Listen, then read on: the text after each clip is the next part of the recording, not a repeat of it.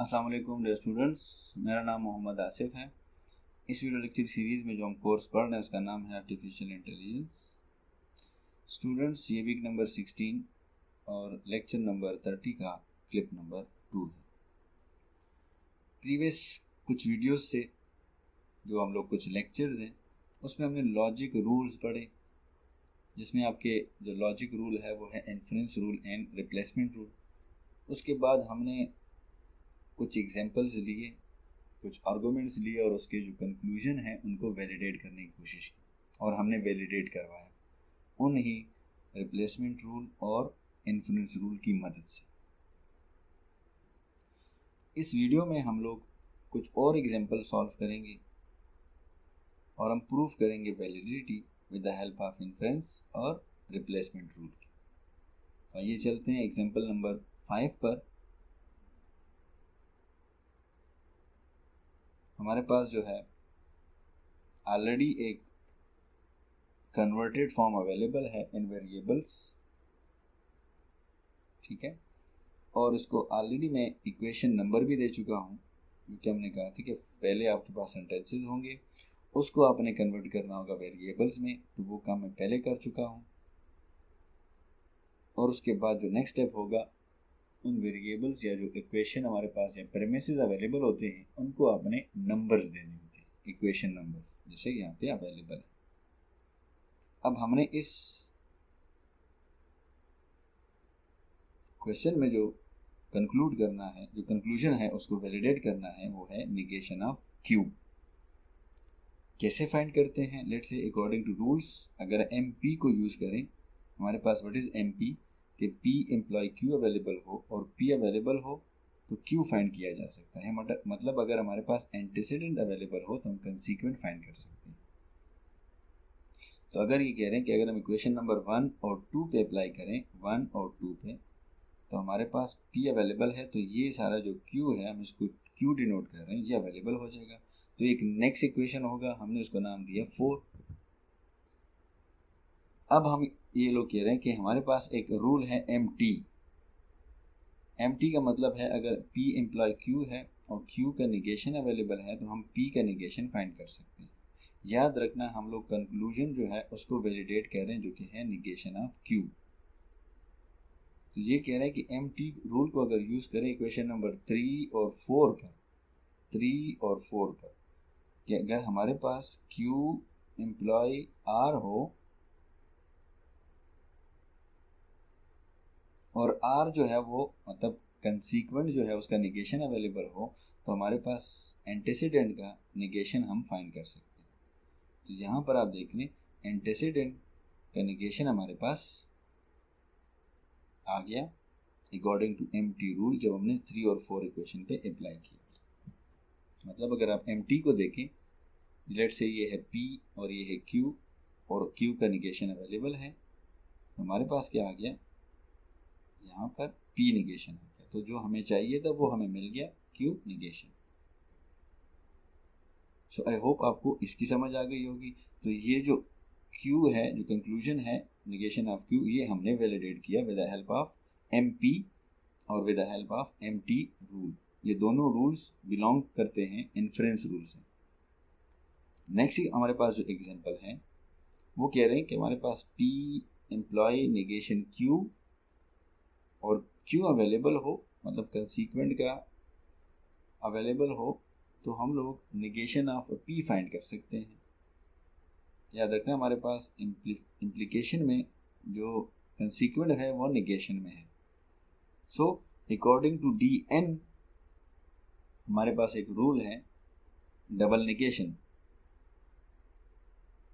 ये replacement rule में से है कि अगर हमारे पास P अवेलेबल हो तो ये इक्वल होता है डबल निगेशन ऑफ P के। लेट्स सी, वो कह रहे हैं कि अगर हम लोग इक्वेशन नंबर 2 पे DN यूज़ करें, इक्वेशन नंबर 2 पे डबल निगेशन लें इस कंसीक्वेंट की, तो हमारे पास जो है क्या आ जाएगा, P अवेलेबल हो जाएगा।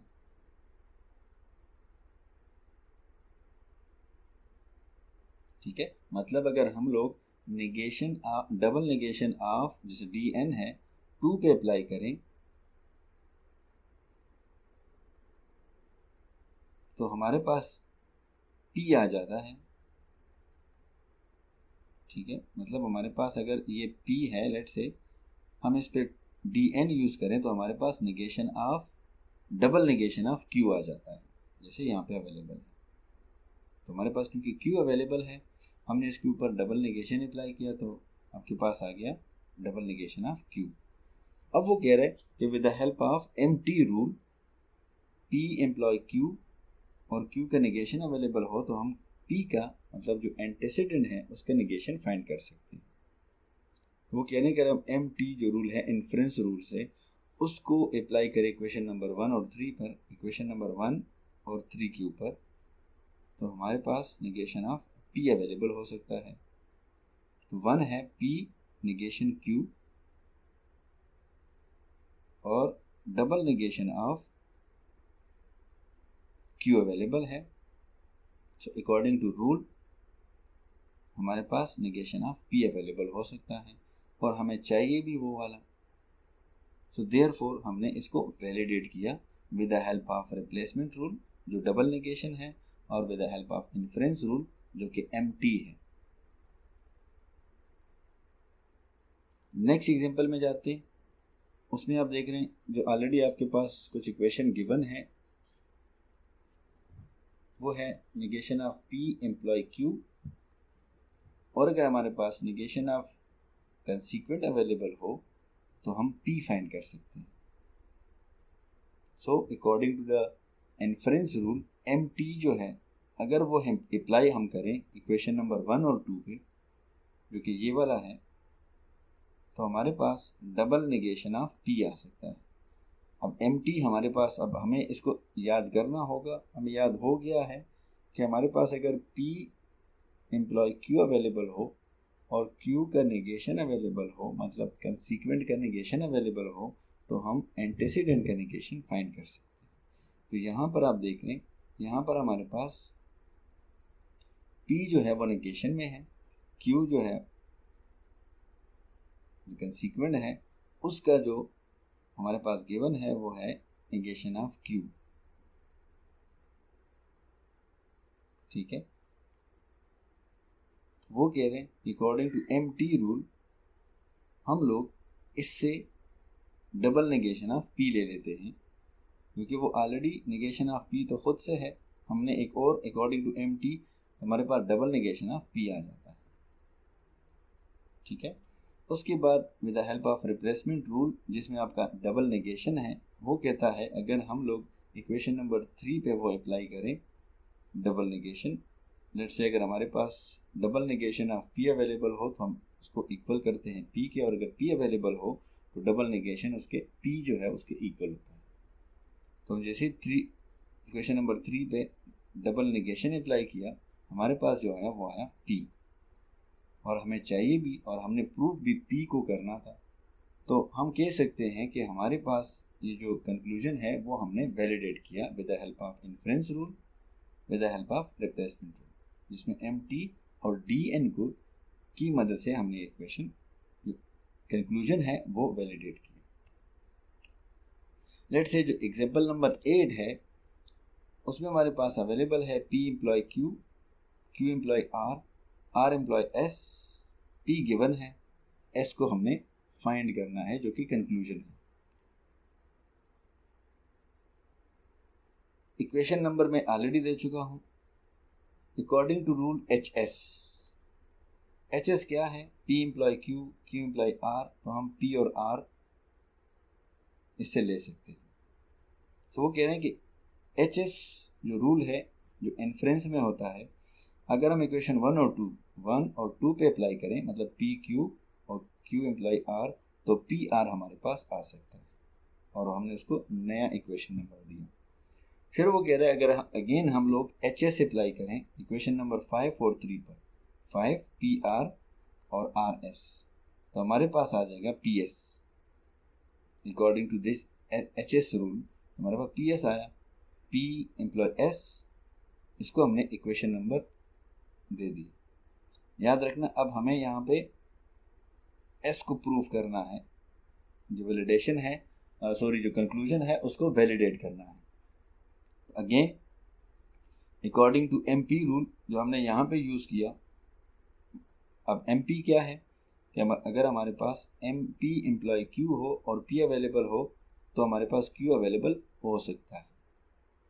तो वो कह रहे हैं कि MP जो ये रूल है इसको अगर हम लोग इक्वेशन नंबर 6 और 7 पे अप्लाई करें,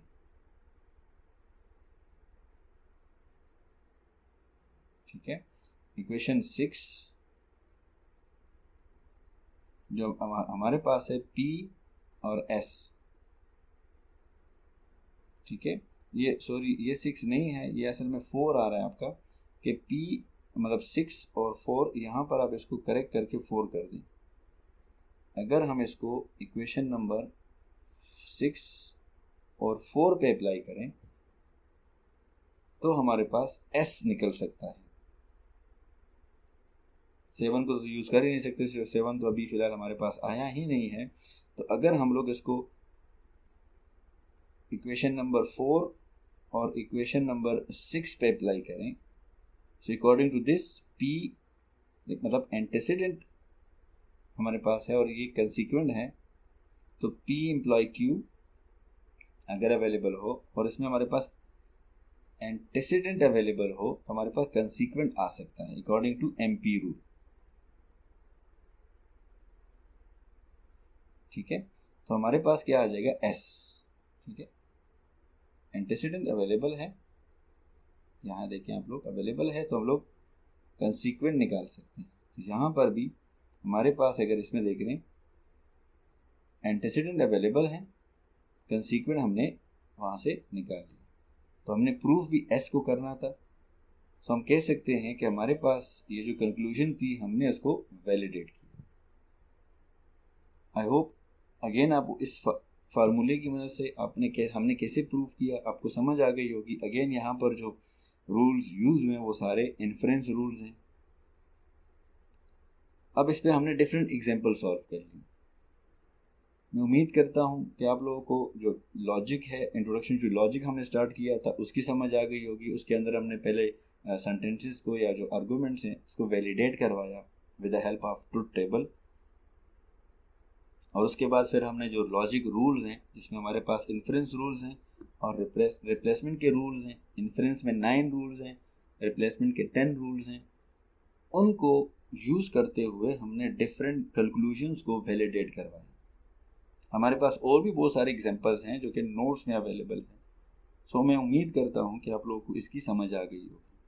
अगर इसमें कोई क्वेश्चन हो तो आप मुझसे पूछ सकते हैं। Thank you. अल्लाह हाफिज़।